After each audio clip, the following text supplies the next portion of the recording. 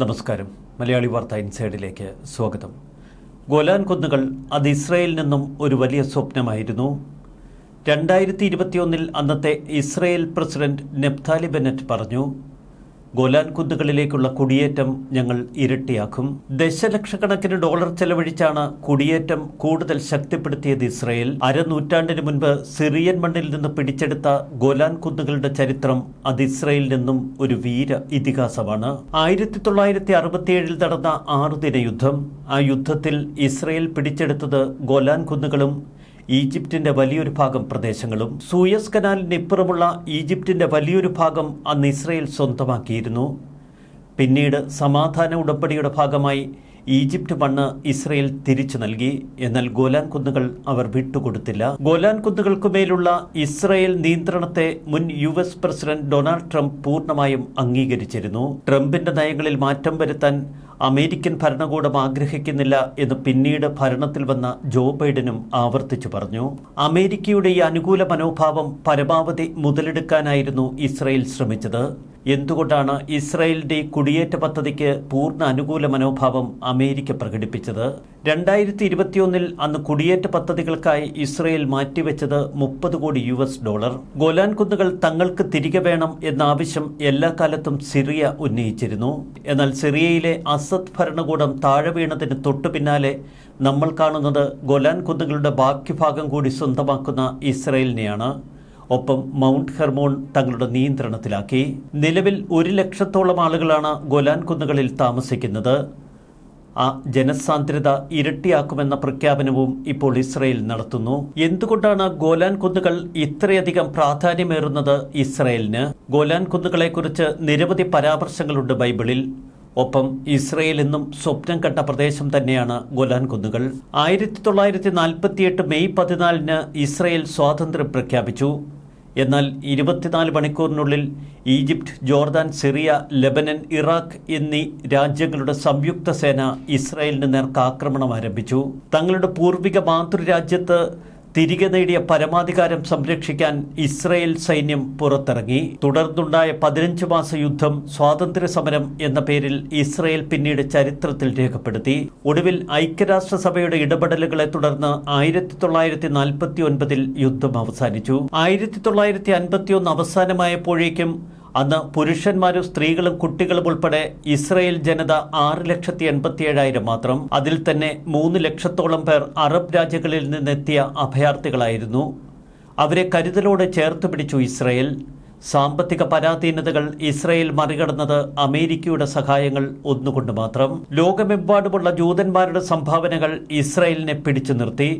2ാം ലോകമഹായുദ്ധത്തെ തുടർന്ന് ജർമ്മനിയിൽ നിന്നുള്ള നഷ്ടപരിഹാരം അത് ഇസ്രായേലിന് ഒരു ജീവസ്രോതസ്സായി.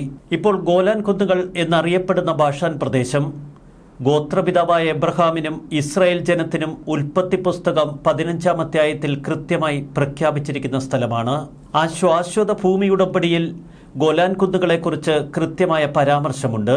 നിന്റെ സന്തതികൾക്ക് ഈജിപ്തിലെ നദി മുതൽ വലിയ നദിയായ യൂഫ്രട്ടീസ് നദി വരെയുള്ള ഈ ദേശം ഞാൻ നൽകിയിരിക്കുന്നു. ഭൂമിശാസ്ത്രപരമായി സിറിയൻ അതിർത്തിയിലാണ് ഗോലാൻ കുന്നുകൾ സ്ഥിതി ചെയ്യുന്നത്. അതിർത്തി ഗലീലിക്കടൽ. ഗലീലിക്കടൽ എന്നറിയപ്പെടുന്ന ആ മേഖലയ്ക്ക് 1700 അടി മുകളിൽ ഇരിക്കുന്ന ഗോലാൻ ഇസ്രയേലിന്റെ കണ്ണും കാതുമാണ്. ശത്രുക്കൾ ആക്രമിക്കുമ്പോൾ ഇസ്രയേലിന്റെ മികച്ച പ്രതിരോധമാണ് ഗോലാൻ കുന്നുകൾ. ആ പ്രത്യേക പീഠഭൂമി തന്നെയാണ് എപ്പോഴും ഇസ്രയേലിന് സുരക്ഷ നൽകുന്നത്. യഹൂദരാഷ്ട്രം പലപ്പോഴും യഹൂദ വിരുദ്ധ ആക്രമണങ്ങൾക്ക് ഇരയാകുന്നു എന്ന് ബൈബിളിൽ പരാമർശിക്കപ്പെടുന്നു. ഇസ്രയേലിന്റെ സുരക്ഷയെ കരുതി തന്നെയാണ് ഗോലാൻ കുന്നുകളുടെ പരമാധികാരം ഇസ്രയേൽ കയ്യിൽ വെക്കണമെന്ന് ഡൊണാൾഡ് ട്രംപ് പലപ്പോഴും ആവശ്യപ്പെടുന്നത്. അന്താരാഷ്ട്ര നിയമപ്രകാരം സിറിയയുടേതായ ഒരു പാറക്കെട്ടുകൾ നിറഞ്ഞ പീഠഭൂമിയാണ് ഗോലാൻ കുന്നുകൾ. ഈ മേഖലയിൽ ഹിസ്ബുള്ളയും ഇസ്രയേൽ സേനയും തമ്മിൽ പലപ്പോഴും ഏറ്റുമുട്ടിയിട്ടുണ്ട്. 1800 ചതുരശ്ര കിലോമീറ്റർ വിസ്തൃതിയുള്ള ഗോലാൻ കുന്നുകളുടെ 2/3 ഭാഗം ഇസ്രയേൽ നിയന്ത്രണത്തിലാക്കിയിരുന്നു. എന്നാൽ ആ 1/3 ഭാഗത്തുകൂടി ഇസ്രയേൽ തങ്ങളുടെ നിയന്ത്രണം ഇപ്പോൾ വ്യാപിപ്പിച്ചിരിക്കുന്നു. ദമാസ്കസിൽ നിന്ന് ഏകദേശം 60 കിലോമീറ്റർ മാത്രം അകലെ തെക്കു പടിഞ്ഞാറൻ സിറിയയിലെ ഒരു പാറ നിറഞ്ഞ പീഠഭൂമി. തെക്ക് യാർമൂർക്ക് നദിയും പടിഞ്ഞാറ് ഗലീലിക്കടലുമാണ് ഇതിന്റെ അതിർത്തി. ഈ കുന്നിൻ പ്രദേശം വളരെ ഫലഭൂഷ്ടമാണ്. അഗ്നിപർവ്വത മണ്ണിൽ ആപ്പിൾ, ചെറി തോട്ടങ്ങളും മുന്തിരിത്തോട്ടങ്ങളും ഒക്കെ വളരുന്നു. ലെബനനിൽ നിന്നും ഗോലാനിലൂടെ ഒഴുകുന്ന ഹസ്ബാനി നദി ഉൾപ്പെടെ ജോർദാൻ നദിയെ പോഷിപ്പിക്കുന്ന സുപ്രധാന ജലസ്രോതസ്സുകൾ ഈ മണ്ണിൽ നിന്നുത്ഭവിക്കുന്നു. ഇസ്രായേൽ ഗോലാൻ കുന്നുകൾ പിടിച്ചെടുത്തപ്പോൾ ആ പ്രദേശത്ത് ഏറെ താമസിച്ചിരുന്നത് ദ്രൂസ് വിഭാഗം തന്നെയായിരുന്നു. അറബ് ഭാഷ സംസാരിക്കുന്ന, പൊതുവെ നഗരങ്ങളിൽ നിന്ന് വിട്ടുനിൽക്കുന്ന ജനവിഭാഗം. ദ്രൂസ് വിഭാഗത്തിലെ ഏകദേശം 20,000-ഓളം പൗരന്മാർ പിന്നീട് ഇസ്രായേലുകളായി. ഇക്കുറി ഇസ്രായേൽ ഗോലാൻ കുന്നുകൾ കീഴടക്കി കൂടുതൽ പ്രദേശങ്ങളിലേക്ക് കടന്നു ചെല്ലുമ്പോൾ ദ്രൂസ് വിഭാഗം അവരെ സ്വീകരിക്കുന്ന കാഴ്ചകൾ അതാണ് ഇസ്രായേലിനേറെ കൗതുകമുണ്ടാക്കിയത്. ഇസ്രായേലിനെ വരവേൽക്കുന്ന ദ്രൂസ് ജനവിഭാഗത്തെയാണ് അവിടെ കാണാൻ കഴിഞ്ഞത്. അതുകൊണ്ട് തന്നെ കൂടുതൽ ആത്മവിശ്വാസത്തോടെ ഇസ്രായേൽ സൈനികർ മൗണ്ട് ഹെർമോണും കടന്ന് ദൂര പ്രദേശങ്ങളിലേക്ക് കടന്നു. യുണൈറ്റഡ് സ്റ്റേറ്റ്സ് ഒഴികെ ഒരു രാജ്യവും ഈ പ്രദേശം ഇസ്രായേൽ പിടിച്ചെടുക്കുന്നത് ഔദ്യോഗികമായി അംഗീകരിക്കുന്നില്ല. മറ്റെല്ലാ രാജ്യങ്ങളും ഗോലാൻ ഇസ്രായേൽ കൈവശപ്പെടുത്തിയ സിറിയൻ പ്രദേശമായി കണക്കുകൂട്ടുന്നു. 1981 UN സുരക്ഷാ കൗൺസിൽ ഗോലാൻ കുന്നുകളിൽ ഇസ്രായേൽ അധിനിവേശത്തെ എതിർക്കുന്ന ഒരു പ്രമേയം ഏകകണ്ഠമായി പാസാക്കി. പീഠഭൂമിയിൽ ഇസ്രായേൽ നിയമം അടിച്ചേൽപ്പിക്കുന്നതിനെതിരെയായിരുന്നു UN പ്രമേയം. 2019 അന്നാണ് അമേരിക്കൻ പ്രസിഡന്റായിരുന്ന ഡൊണാൾഡ് ട്രംപ് പരസ്യമായി ഗോലാൻ കുന്നുകളുടെ മേലുള്ള ഇസ്രായേൽ നിയന്ത്രണത്തെ പൂർണ്ണമായി അംഗീകരിക്കുന്നത്. വിശുദ്ധ ഭൂമിയിലുള്ള പർവ്വതനിരകൾ അനവധിയാണ്. ഈ പർവ്വതനിരകൾ തന്നെയാണ് ഇസ്രായേലിന്റെ കരുത്ത്. ഏതെങ്കിലുമൊക്കെ യുദ്ധഘട്ടത്തിൽ ഇസ്രായേലിനെ സഹായിക്കുന്നതും ഇത്തരം പർവ്വത നിരീക്ഷണങ്ങൾ തന്നെ. ഭൂമിയിലെ ഏറ്റവും താഴ്ന്ന പ്രദേശവും ചരിത്രപരമായി പ്രാധാന്യമുള്ള ചില കൊടുമുടികളും നിറഞ്ഞതാണ് ഇസ്രായേൽ ദേശം. ഇസ്രായേലിന്റെ ഭൂമിശാസ്ത്രം ഏറെ വൈവിധ്യമാർന്നത്. പ്രദേശത്തിന്റെ ഭൂരിഭാഗവും കുന്നുകളും മലകളും ഉൾക്കൊള്ളുന്നു. ഇസ്രായേൽ പ്രദേശത്തിന്റെയും ചരിത്രത്തിന്റെയും ഭാഗമാണ് ജൂഡിയൻ കുന്നുകൾ. വടക്ക് മൗണ്ട് കാർമൽ പർവ്വതനിര. മെഡിറ്ററേനിയൻ കടലിൽ നിന്ന് നീണ്ടു നിൽക്കുന്ന ഇത് സമ്പദ് സമൃദ്ധമായ സസ്യങ്ങളാൽ മൂടപ്പെട്ടിരിക്കുന്നു. മൗണ്ട് കാർമൽ പർവ്വതനിര കഴിഞ്ഞാൽ നിങ്ങൾ ജസ്രീൽ താഴ്വരയിലും ഗലീലിയിലെ മലമ്പ്രദേശത്തുമൊക്കെ എത്തിച്ചേരുന്നു. മലയോര മേഖലയിൽ ഇസ്രായേലിന്റെ ഏറ്റവും ഉയരം കൂടിയ കൊടുമുടികളിലൊന്നാണ് മൗണ്ട് മെറോൺ. മസാദ, സോദോം പർവ്വതം തുടങ്ങി അനേക പർവ്വതങ്ങൾ. എയിലത്ത് മലനിരകൾ കൊണ്ട് ഏറ്റവും അനുഗ്രഹിക്കപ്പെട്ട പ്രദേശം. 1967 യുദ്ധത്തിന് ശേഷം ഇസ്രായേലിന്റെ ഭരണത്തിന് കീഴിലാണ് ഗോലാൻ പ്രദേശം. 6 ദിന യുദ്ധത്തിനു ശേഷം പർപ്പിൾ ലൈൻ എന്നറിയപ്പെടുന്ന വെടിനിർത്തൽ രേഖ രൂപീകരിക്കപ്പെട്ടപ്പോൾ ഈ പ്രദേശം ഇസ്രായേൽ നിയന്ത്രണത്തിലായി. 1967 ജൂൺ 17 ഇസ്രായേലി ക്യാബിനറ്റ് ഒരു സമാധാന ഉടമ്പടിക്ക് രൂപം കൊടുത്തു. അത് ലോകരാഷ്ട്രങ്ങൾ, പ്രത്യേകിച്ച് അറബി രാജ്യങ്ങൾ അംഗീകരിച്ചാൽ പകരം ഗോലാൻ കുന്നുകൾ സിറിയയ്ക്ക് വിട്ടുനൽകാമെന്ന് ഇസ്രായേൽ നിലപാടെടുത്തു. എന്നാൽ ഇസ്രായേലിനോട് സന്ധി ചെയ്യാനോ ഒരു വെടിനിർത്തൽ കരാറിൽ ഏർപ്പെടാനോ അന്ന് അറബി രാജ്യങ്ങൾ തയ്യാറായില്ല. തുടർന്ന് ഗോലാൻ കുന്നുകൾ തങ്ങളുടെ കൈവശത്തിൽ വച്ചു ഇസ്രായേൽ. പിന്നീട് ഇസ്രായേൽ ഗോലാൻ ഹൈറ്റ്സ് നിയമം പാസാക്കി. ഇസ്രായേലി നിയമവും ഭരണവുമൊക്കെ ഈ പ്രദേശങ്ങളിൽ ശക്തമാക്കി. 1981 മുതൽ ഈ നിയമം അവിടെ ബാധകമായി. ഇതിനെ തുടർന്ന് വലിയ തോതിൽ ജൂത കുടിയേറ്റമാണ് ഗോലാൻ കുന്നുകളിലേക്ക് നടന്നത്. ഇസ്രായേലിന്റെ കുടിയേറ്റത്തെ അപലപിച്ചുകൊണ്ടാണ് പിന്നീട് UN പ്രമേയം പാസാക്കിയത്. സ്വന്തം നിയമങ്ങളും നിയമവാഴ്ചയും ഭരണവും സിറിയൻ ഗോലാൻ കുന്നുകളിൽ നടപ്പിലാക്കാനുള്ള ഇസ്രായേലിന്റെ തീരുമാനം അന്താരാഷ്ട്ര നിയമമനുസരിച്ച് അസാധുവാണ് എന്ന് UN പ്രഖ്യാപിച്ചു. അറബ് രാജ്യങ്ങളും ഇസ്രായേലും തമ്മിൽ 1967 ജൂൺ 5 ആരംഭിച്ച 6 ദിന യുദ്ധമാണ് ഇന്ന് മധ്യപൂർവ്വദേശത്തിന്റെ രാഷ്ട്രീയ സാമൂഹിക ചരിത്രം മാറ്റിയെഴുതിയത്. സമാധാനം അകലെയാക്കിയ 6 ദിന യുദ്ധം ഇസ്രായേലിന്റെ സൈനിക ശക്തി അക്ഷരാർത്ഥത്തിൽ മറ്റു രാജ്യങ്ങൾക്ക് ബോധ്യപ്പെട്ട ദിനങ്ങൾ. ഇസ്രായേലിന് അതുവരെയുണ്ടായിരുന്ന മൊത്തം വിസ്തൃതിയുടെ 3 ഇരട്ടി പ്രദേശം 3 രാജ്യങ്ങളിൽ നിന്ന് 6 ദിവസങ്ങൾ കൊണ്ട് അവർ പിടിച്ചെടുത്തു. ഈജിപ്തിൽ നിന്ന് ഗാസ മുനമ്പും സീനായ് ഉപദ്വീപും അവർ സ്വന്തമാക്കി.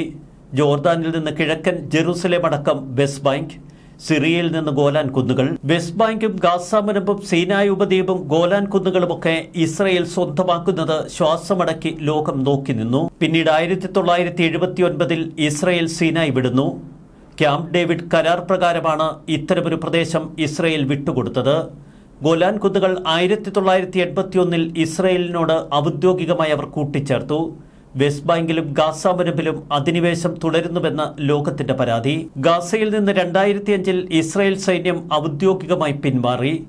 എന്നാൽ ഗാസ മുനമ്പിൽ ഭീകരവാദികൾ തലപൊക്കിയതും ഇസ്രായേലിനെതിരെ ആക്രമണങ്ങൾ തുടർന്നതും അവർക്ക് നിരന്തരം തലവേദന സൃഷ്ടിച്ചു. അതിർത്തി പ്രദേശങ്ങൾ കേന്ദ്രീകരിച്ച് ഇസ്രായേലിനെതിരെ ശത്രുക്കൾ നിരന്തരം യുദ്ധത്തിനൊരുങ്ങി. ഇറാൻ തങ്ങളുടെ തിന്മയുടെ അച്ചുതണ്ടായി രൂപപ്പെടുത്തിയെടുത്ത ഹമാസും ഹിസ്ബുള്ളയും ഷിയ മിലിഷ്യകളും ഒക്കെ ചേർന്ന് ഇസ്രായേലിനെതിരെ അവസാന യുദ്ധത്തിനൊരുക്കങ്ങൾ നടക്കുന്നതിനിടയിലാണ് ഹമാസിന്റെ അപ്രതീക്ഷിത ആക്രമണം. ഇതിനെ തുടർന്ന് സമാനതകളില്ലാത്ത തിരിച്ചടിയുമായി ഇസ്രയേൽ കുതിച്ചു. ഒടുവിൽ ഗാസയിലെ ഹമാസ് നിലംപൊത്തി ലെബനനിലെ ഹിസ്ബുള്ള തകർന്നടിഞ്ഞു. അതിന് പിന്നാലെ സിറിയൻ മണ്ണിലെ അസദ് ഭരണകൂടം നിലംപൊത്തിയപ്പോൾ സമാനതകളില്ലാത്ത ആക്രമണത്തോടെ ഇസ്രയേൽ ഉയർത്തെഴുന്നേൽക്കുന്ന കാഴ്ചയാണ് ലോകത്തിന് മുന്നിൽ. ഇപ്പോഴിതാ ഗോലാൻ കുന്നുകളുടെ 1/3 ഭാഗവും മൗണ്ട് ഹെർമോണും ഇസ്രയേൽ സ്വന്തമാക്കുന്നു. അതവരുടെ വലിയ സ്വപ്നമായിരുന്നു. സിറിയൻ മണ്ണിൽ അസദ് ഭരണകൂടം അവശേഷിപ്പിച്ചു പോയ ആയുധപ്പുരകളൊക്കെ കത്തിച്ചെറിയുന്നതിൽ ഇസ്രായേലിന് വലിയ ലക്ഷ്യമുണ്ട്. ആ മണ്ണ് തങ്ങൾക്കെതിരെയുള്ള യുദ്ധത്തിന് ഇനിയും ഒരുങ്ങരുത് എന്ന ഇസ്രായേലിന്റെ ദൃഢനിശ്ചയം. അതുകൊണ്ട് തന്നെ ശത്രുവിനെ ഒരു മുഴം മുൻപേ കണ്ടെറിഞ്ഞ് ആക്രമിക്കുക എന്ന തന്ത്രമാണിപ്പോൾ ഇസ്രായേൽ പുറത്തെടുക്കുന്നത്. ലതാക്കിയ ടാർട്ടസ് കേന്ദ്രീകരിച്ച് ഇന്നലെ അതിശക്തമായ ആക്രമണങ്ങളാണ് ഇസ്രയേൽ നടത്തിയത്. സിറിയൻ മണ്ണിലെ അസദ് ഭരണകൂടം അവശേഷിപ്പിച്ച മുഴുവൻ ആയുധപ്പുരകളും അവർ ബോംബിട്ട് തകർത്തു. ഇതൊന്നും ഭീകരവാദികളുടെ കയ്യിലോ HTSന്റെ കയ്യിലോ ചെന്നുപെടരുത് എന്ന നിശ്ചയദാർഢ്യം തന്നെയാണ് ഇസ്രയേലിന് ഏറ്റവും വലുത്. അതിലപ്പുറം ഗോലാൻ കുന്നുകളും മൗണ്ട് ഹെർമോണുമൊക്കെ ഇനി എന്നേക്കുമായി തങ്ങളുടെ പക്കൽ സൂക്ഷിക്കണമെങ്കിൽ സിറിയ എന്ന രാജ്യം നിശബ്ദരായിരിക്കണം എന്ന് ഇസ്രയേൽ തിരിച്ചറിയുന്നു. വ്യക്തമായ കാഴ്ചപ്പാടോടെ അതിശക്തമായി മുന്നോട്ട് കുതിക്കുന്ന ഒരു രാജ്യം, അതാണിപ്പോൾ ഇസ്രയേൽ. നിശബ്ദരായി നിൽക്കുന്ന അറബ് രാജ്യങ്ങളും തൊട്ടപ്പുറത്ത് എല്ലാം കൊണ്ടും തകർന്നടിഞ്ഞു നിൽക്കുന്ന ഇറാനും. പ്രതികരിക്കാൻ പോലുമാകാതെ ശത്രുക്കൾ തലകുഴഞ്ഞ് വീഴുമ്പോൾ ഇസ്രയേൽ കുതിക്കുന്ന കാഴ്ച ലോകത്തിന് മുന്നിൽ. ന്യൂസ് ഡെസ്ക് മലയാളി വാർത്ത ഇൻസൈഡ്.